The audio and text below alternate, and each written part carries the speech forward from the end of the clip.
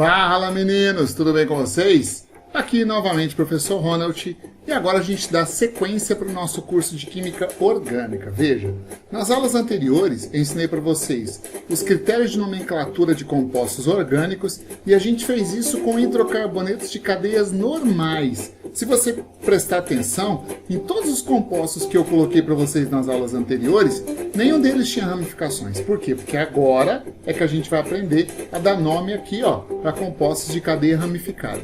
Antes da gente começar, quero pedir para você, ativa o sininho, dá um like e inscreve-se no canal. Ajuda a divulgar, é importante você me ajudar na divulgação e assim eu posso continuar trabalhando e postando sempre material de qualidade para você se preparar bem para as suas provas de Enem, de vestibular ou simplesmente a sua prova lá de Química Orgânica na sua escola. Vamos lá então? Então vamos começar aqui com classificação e nomenclatura de ramificações.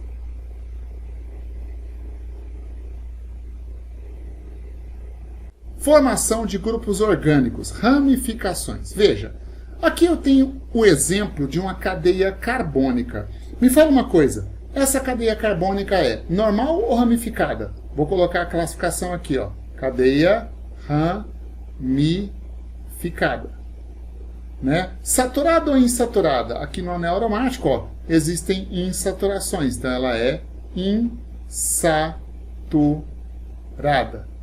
Homogênea ou heterogênea? Não, tem heteroátomo, ela é homogênea. Homogênea. Beleza. Posso classificar essa cadeia como aromática? Sim, porque tem anel aromático, ela é aromática. E agora você vai entender uma coisa. Lembra quando eu falei para você de cadeia carbônica principal? Qual é a cadeia carbônica principal desse composto? A cadeia carbônica principal desse composto é a maior sequência de carbonos que nós temos nesse composto. E aqui, eu estou destacando em laranja a maior sequência de carbonos que nós temos nessa estrutura. Acontece o seguinte, pessoal, veja, se eu marcar aqui com vocês, isso daqui está pendurado na cadeia carbônica principal através dessa ligação aqui, e esse grupo que eu marquei aqui, ele tem carbono na constituição. Esse grupo que eu estou marcando aqui também, está ligado na cadeia principal através dessa ligação e tem carbono na constituição. Esse grupo que eu estou marcando aqui com vocês, está ligado na cadeia carbônica principal através dessa ligação e apresenta carbonos, né? Esse grupo que eu estou mostrando aqui para vocês, também está pendurado na cadeia carbônica principal por essa ligação e também tem carbonos. Se eu retirar a cadeia carbônica principal, olha o que eu vou fazer. Estou tirando a cadeia carbônica principal.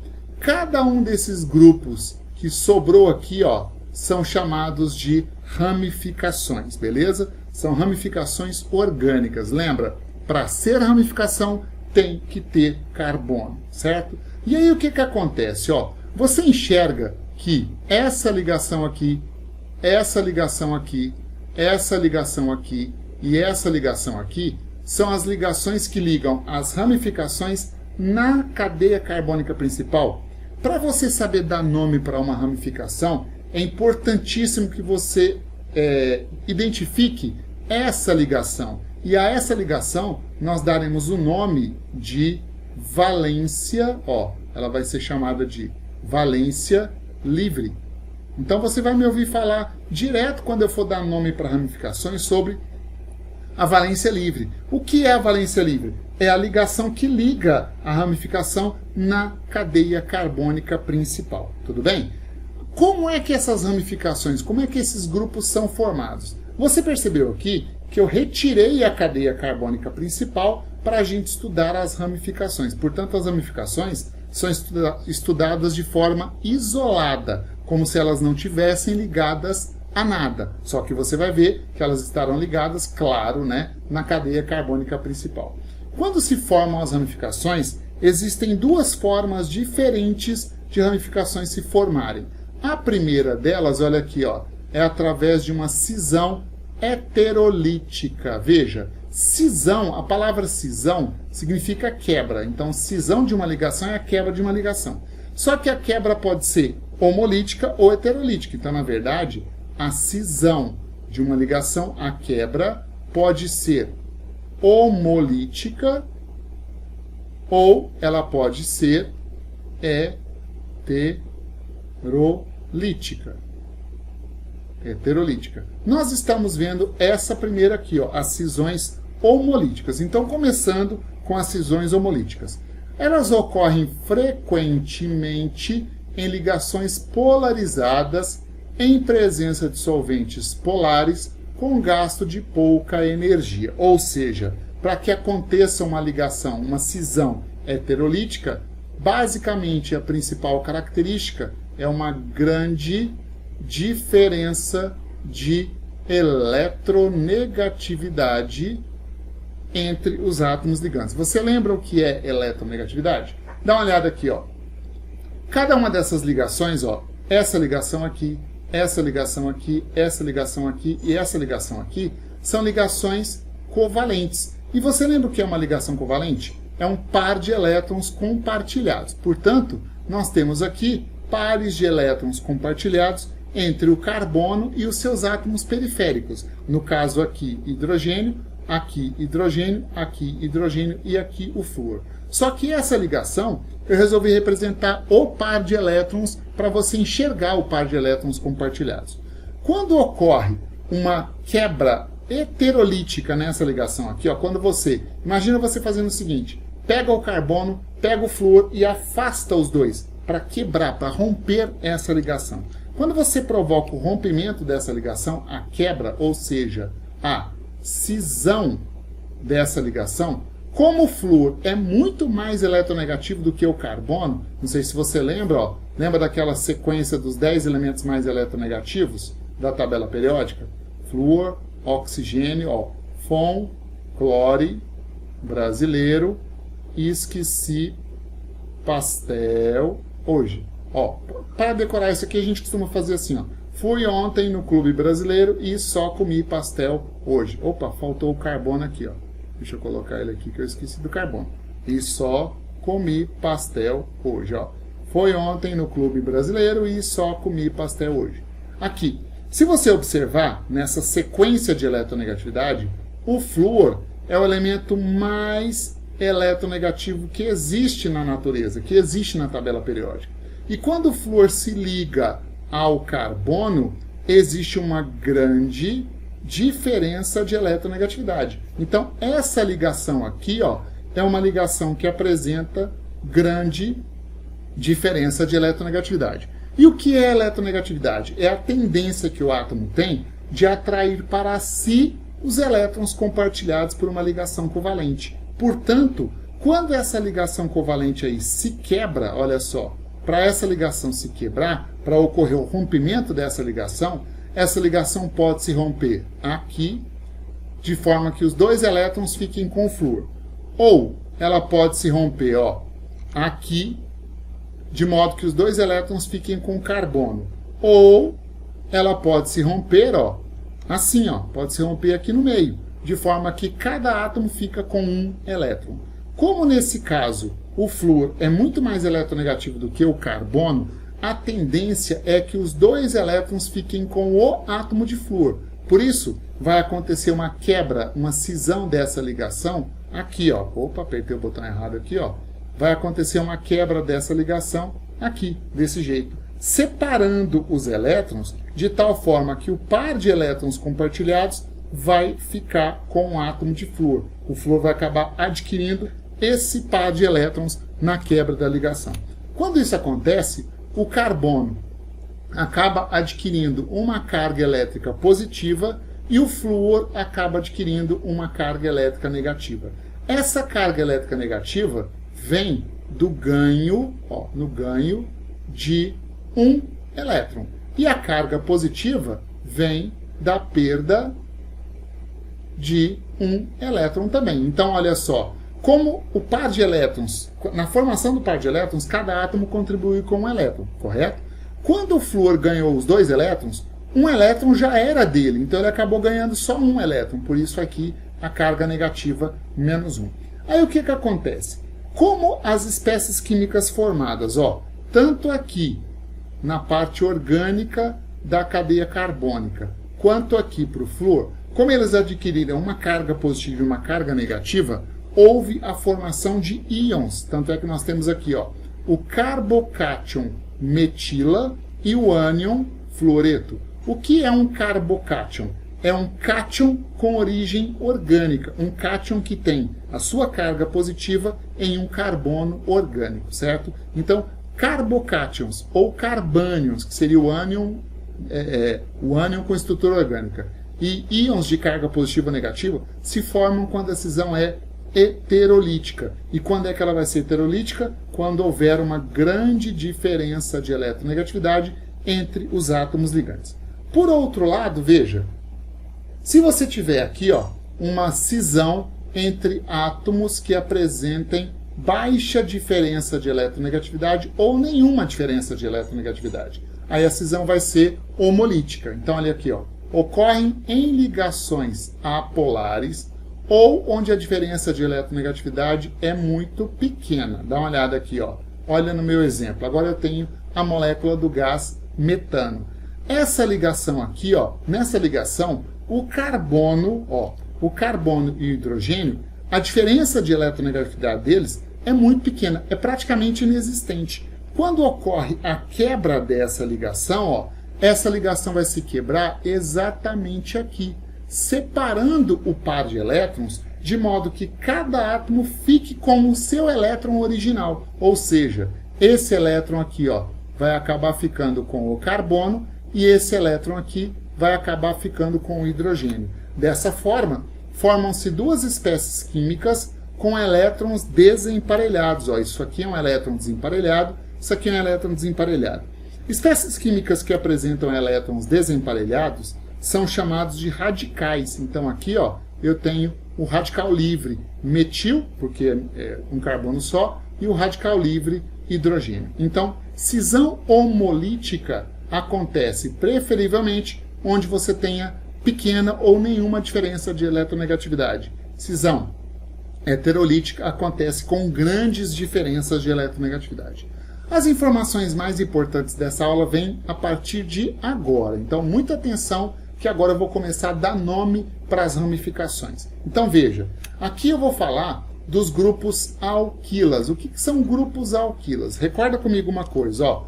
Eu tenho aqui, imagina que isso aqui é uma cadeia carbônica principal de um composto orgânico qualquer, e aqui eu tenho ramificações, ó. CH3 é uma ramificação, isso aqui é uma ramificação, eu posso ter uma ramificação que tenha um anel aromático, enfim, tudo isso. Nós vamos dar nomes exatamente para isso daqui, ó, para essa ramificação, para essa ramificação, para essa ramificação aqui. Então, essas ramificações, primeiro elas são divididas em grupos. E o primeiro grupo é chamado grupo dos alquilas. Quais são, ou qual o critério para que uma ramificação seja classificada como alquila? A palavra alquila significa derivado de alcano. Na verdade, esse é o sentido primordial da palavra alquila. Não é bem isso, mas na hora certa eu explico para você a diferença. Então vamos falar aqui, ó, primeiro, ramificações com átomo de carbono somente. Aqui eu tenho para vocês a ramificação que tem um carbono só. Então entenda, essa ligação aqui, que é a mesma dessa, ó, são duas formas diferentes de representar, é a valência livre. Lembra? Valência livre. O que é a valência livre? É a ligação que liga a ramificação na cadeia principal. Então eu quero que você entenda assim, ó, para estudar essa ramificação aqui, ó, essa ramificação aqui, você vai imaginar que a cadeia carbônica principal passa por aqui, ó, por aqui. Essa é a cadeia carbônica principal e aqui nós temos a ramificação.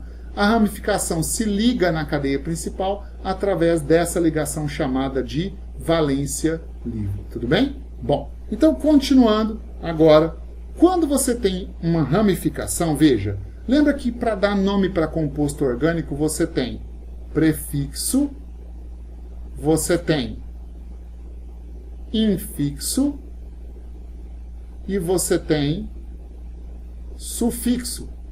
Lembra disso? Lembra que cada fragmento desse indica algo em relação à estrutura do composto? Prefixo indica número de átomos de carbono que tem naquela estrutura. Infixo indica o tipo de ligações e sufixo indica a função. Para ramificações, o sufixo vai ser sempre il ou ila, certo? Você vai sempre usar o sufixo, a terminação il ou ila. Vou colocar assim, ó, sufixo il ou ila, um dos dois. Se algum nome de estrutura orgânica terminar em il ou ila, você já sabe direto que é nome de uma ramificação. Agora, para ramificações não é comum usarmos o infixo, tá certo? Então, por exemplo, para essa ramificação aqui, qual vai ser o nome dele?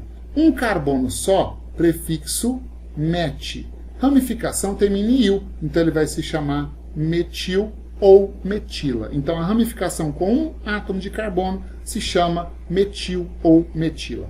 Com dois átomos de carbono, veja, aqui eu tenho a valência livre, ou aqui, né, eu tenho a valência livre, que é a ligação que liga a ramificação na cadeia carbônica principal. Com dois carbonos, você lembra que o prefixo é o prefixo et. Ramificações terminam em il ou ila. Então, a ramificação com dois carbonos se chama etil ou etila. Um carbono, metil, dois carbonos, etil. Tudo bem? Quando você tem ramificações com 3 carbonos ou mais, aí a coisa começa a embaralhar. Por que motivo? Porque com 3 carbonos é possível formarmos 2 ramificações diferentes. A primeira ramificação é essa que você está vendo aqui, ó. Essa que você está vendo aqui, que também pode ser escrita assim. A segunda ramificação é essa que você está vendo aqui, que também pode ser escrita assim. Qual a diferença da primeira para a segunda? A diferença é só isso daqui, ó, a posição da valência livre. Observa aqui, ó. Enquanto a valência livre do primeiro está na ponta da cadeia, a valência livre do segundo está no meio da cadeia. Vamos lá. Como que eu dou nome para essa ramificação? Olha aqui também, ó, valência livre na ponta da cadeia, valência livre no meio da cadeia. Essa é a única diferença de uma ramificação para outra quando elas apresentam 3 carbonos. Lembra comigo uma coisa, com 3 carbonos o prefixo é prop. Ramificações terminam em il. Então, essa primeira ramificação vai se chamar propil ou propila, né? Mas a segunda também vai se chamar propil ou propila. Nós temos 2 ramificações com características muito parecidas, por isso o nome de ambas é propil. Só que eu preciso diferenciá-las na nomenclatura. Como é que a gente vai diferenciar? Você vai entender agora. Presta muita atenção aqui, ó. Você concorda comigo que nessa primeira ramificação, a cadeia carbônica dela é uma cadeia carbônica normal? Concorda comigo? É uma cadeia carbônica sem ramificação. Porque você pode ter uma ramificação de cadeia ramificada. Você vai ver isso daqui a pouco. Mas essa não, ela tem cadeia carbônica normal. Então veja, primeira característica dessa ramificação, eu vou escrever de azul aqui, ó. Primeira característica é cadeia normal. A segunda característica é a seguinte, ó. A valência livre que você está vendo aqui, ou aqui, ó, a valência livre está localizada no carbono da ponta da cadeia, que é um carbono primário. Então, ó, valência livre localizada no carbono primário. Quando uma ramificação tem essas 2 características aqui, ó, tem cadeia normal ou cadeia linear, e a valência livre está na ponta da cadeia, ou seja, no carbono primário, antes da nomenclatura da ramificação, você vai colocar o prefixo N. N de normal, tá certo? Então, quando a ramificação tem essas 2 características, cadeia normal e valência livre na ponta, que é no carbono primário, você vai colocar como prefixo de diferenciação o prefixo N antes da nomenclatura. Então, essa primeira ramificação aqui, ela não se chama propil, ela se chama N-propil, tá certo? Agora, observa uma coisa. Essa primeira ramificação aqui, ela é formada por quantos carbonos? Por 3 carbonos. Quantos hidrogênios? Ó, 1, 2, 3, 4, 5, 6, 7. Por 7 hidrogênios. Se você observar, essa segunda ramificação também tem 3 carbonos e 7 hidrogênios. Na aula passada, eu expliquei para vocês como é que a gente chama estruturas diferentes com a mesma fórmula molecular. Você lembra? São chamados de isômeros. Essas duas ramificações são isômeros entre si. E aí, olha só, a de baixo vai receber o prefixo iso antes da nomenclatura, porque o isopropil é isômero do N-propil, certo? Então, nós temos aqui duas ramificações para lembrar a nomenclatura. O N-propil, que tem cadeia normal e valência livre no carbono primário, que é o carbono da ponta, e o isopropil, que é isômero do de cima. Ou seja, se você observar, o isopropil, olha aqui, ó, ele apresenta a valência livre no carbono do meio. Você tem 3 carbonos numa ramificação, né? Se a valência livre estiver no carbono do meio, ele é isopropil. Se tiver num dos 2 carbonos da ponta, ele vai ser isopropil, porque o isopropil é isômero do N-propil. Tudo bem? Beleza? Quando a gente tem uma ramificação com 4 átomos de carbonos, a coisa complica um pouquinho mais. Por quê? Porque aqui, ó, nós podemos ter 4 ramificações diferentes.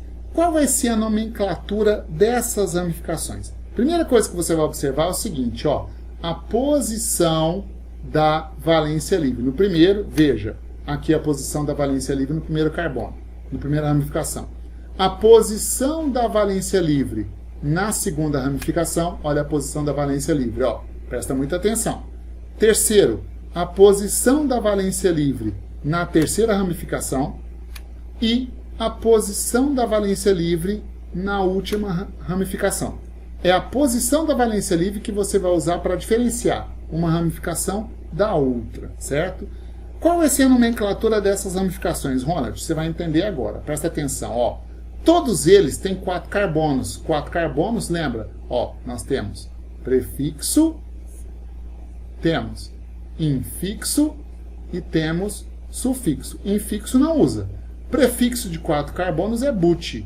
Ramificação termina em il. Então, todos eles vão se chamar alguma coisa butil. Então, esse primeiro vai se chamar alguma coisa butil. Esse segundo vai se chamar alguma coisa butil. Esse terceiro vai se chamar alguma coisa butil. E o quarto vai se chamar alguma coisa butil, né? Acontece que é o prefixo que vai diferenciar a nomenclatura de um para o outro. Quais são os prefixos que a gente vai usar? Veja, na primeira ramificação, a valência livre está no carbono da ponta, que é carbono primário, e essa ramificação apresenta cadeia carbônica normal. Lembra? Falei para você na tela passada.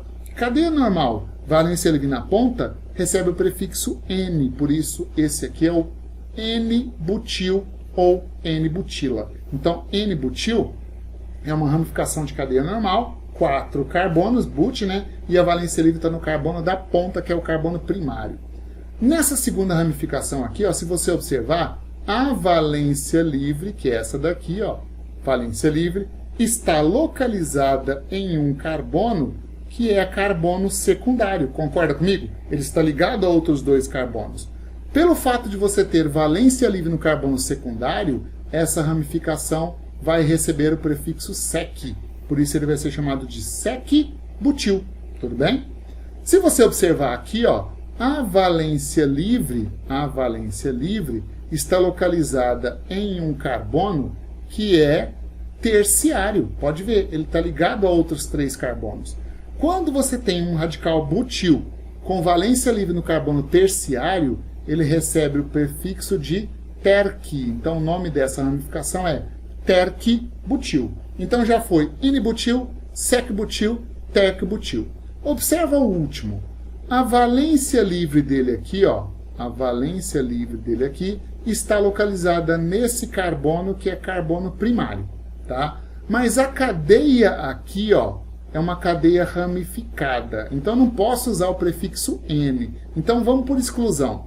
Para essa ramificação aqui, eu não posso usar o prefixo N, não posso usar o prefixo sec, porque a valência livre não está no carbono secundário, Nem posso usar o prefixo terc, porque a valência livre não está no carbono terciário. Eu vou usar o prefixo iso, sabe por quê? Porque o isobutil é isômero de todos os outros. Se você observar, todos eles são formados por 4 carbonos e quantos hidrogênios? 1, 2, 3, 4, 5, 6, 7, 8, 9. C4H9 é a fórmula de todos eles. Como o isobutil é isômero dos demais, então a gente vai colocar para ele o prefixo iso. Então muita atenção com isso, porque se você der bobeira, isso vai confundir na sua cabeça. N-butil, cadeia normal, valência livre no carbono primário. Sec-butil, sec de secundário, é o único que tem valência livre no carbono secundário. Terc-butil, terc de terciário, é o único que tem valência livre no carbono terciário. O isobutil é isômero de todos os outros, então por exclusão, o isobutil não pode ser chamado de N, não pode ser chamado de terc, não pode ser chamado de terc. Ele é o isobutil. Tudo bem? Beleza? Então aí são as 4 ramificações com 4 átomos de carbono. Continuando aqui, outros radicais alquila. Essa ramificação aqui, ela pode ser chamada de etenil. Veja, 2 carbonos et, uma dupla em ramificação terminil. Só que etenil você não vai usar muito não é muito usado, não é comum usar o nome etenil. Mais comum é usar o nome vinil. Então você vai ver muito o nome vinil. Vinil é essa ramificação que tem uma dupla e 2 carbonos. E essa ramificação aqui, a nomenclatura dessa ramificação vai ser chamada de benzil, tá? Benzil. Então, todos esses que eu falei para vocês agora são ramificações que pertencem ao grupo dos alquilas, tá certo? Grupo dos alquilas.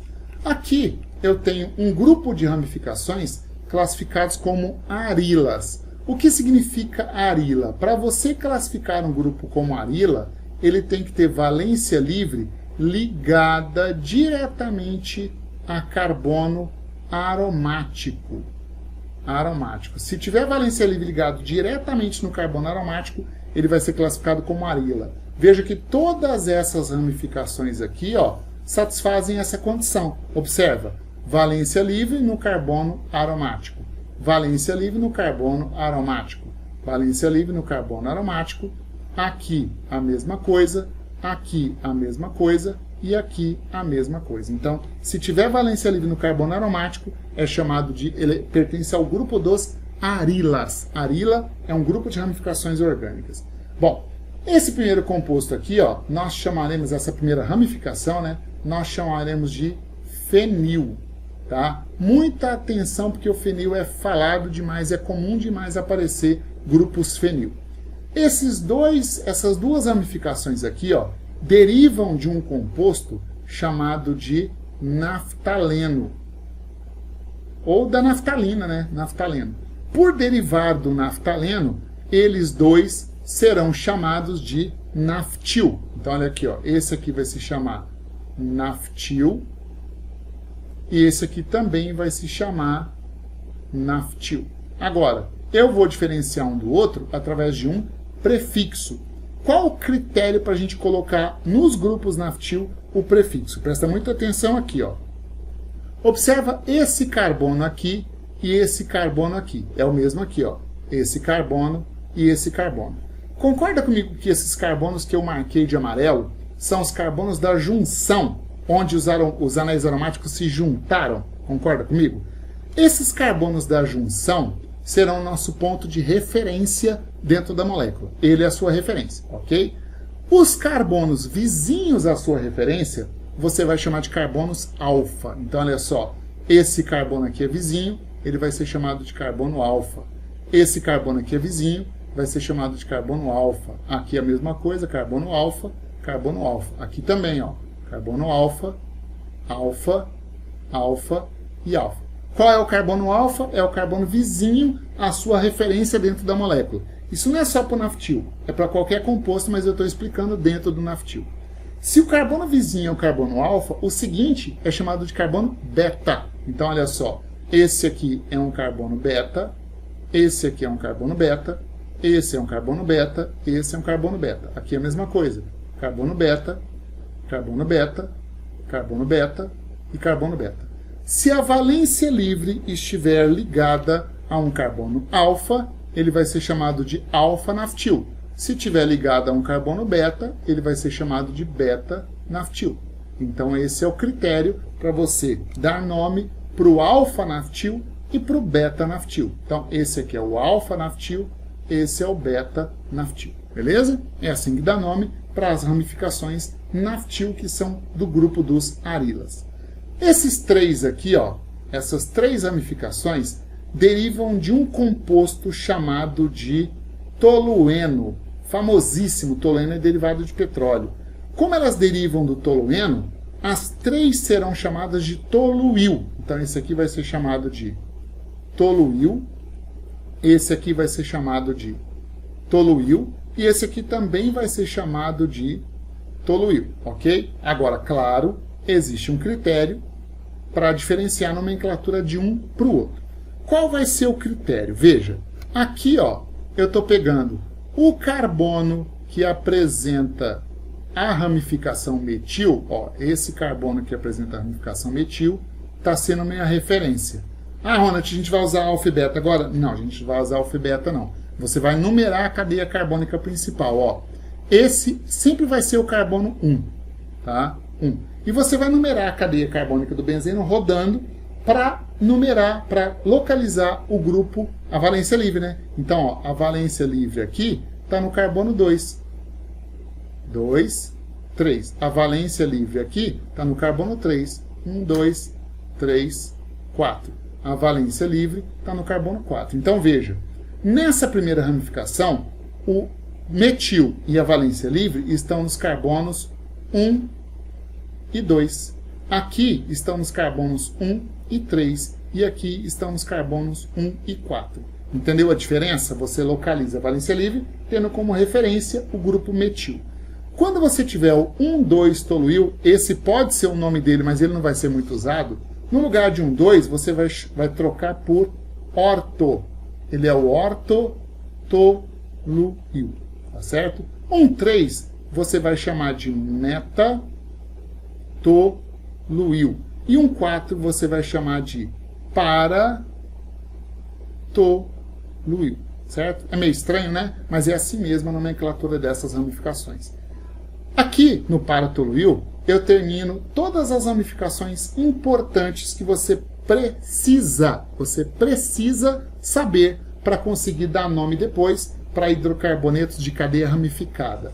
Ah, Ronald, eu vou ter que memorizar isso aí tudo? Sim, você vai ter que memorizar isso tudo, mas eu consegui, seus colegas conseguiram, as pessoas que já passaram, terminaram o terceiro ano, passaram no vestibular, terminaram o fundamental, conseguiram, todo mundo conseguiu, você vai conseguir também. Basta ter um pouco de esforço e dedicação, né? Como eu sugiro para você estudar isso daí? Você vai pegar uma folha de papel, vai copiar essas ramificações e vai colocar nome. Você associa a imagem com o nome. É assim que a gente consegue memorizar as nomenclaturas de ramificações na sua cabeça, fazendo associações. Então eu quero que você copie várias vezes a estrutura e a nomenclatura. A estrutura e a nomenclatura. Mais para frente você vai fazer o seguinte. Você vai colocar todas as estruturas e vai dar nome sem olhar. Depois você vai colocar todos os nomes e montar as estruturas sem olhar. Tudo bem? Para já agilizar o seu estudo, eu quero que você faça o seguinte, ó. Você vai pausar a aula agora e vai copiar todas essas ramificações primeiro, tá? Todas as ramificações que eu coloquei nessa tela, você vai copiar no seu caderno. Ainda tem mais uma tela com outras ramificações. Então eu vou passar essa daqui para você. Pause a aula, copie todos e depois você vai passar para a próxima tela. Vai lá, pausa a aula agora e copia. Beleza? Agora você vai fazer o seguinte, ó. Copie de novo todas essas ramificações aqui, ó. Depois que você tiver todas essas ramificações, essas dessa tela agora e as da aula passada, copiadas, aí você vai colocar embaixo a nomenclatura de cada uma delas. Tem alguns aí que você não viu, mas pela lógica da nomenclatura que eu te ensinei, muito provavelmente você vai conseguir dar nome para eles. A próxima aula que eu der para vocês, eu vou começar com essas duas telas pretas de ramificações, que é para a gente lembrar as ramificações, a nomenclatura das ramificações. Só depois que você tiver craque na nomenclatura de ramificações é que eu posso seguir e começar nomenclatura de hidrocarbonetos de cadeia ramificada. Então, por enquanto, a sua tarefa é estudar a nomenclatura dessas ramificações, ficar craque nisso para a gente começar a usar isso na próxima aula. Falou, meninos? Então você tem um longo trabalho aí pela frente, estuda. Isso é muito importante, beleza? Então, valeu demais, abraço para vocês, aguardo você para a próxima aula com todas essas ramificações na ponta da língua. Se você tiver uma ramificação que você não sabe, eu vou descobrir. Então, estuda que isso aqui vai ser importante. Falou? Tchau, tchau para você, aguardo você para a próxima aula. Fui!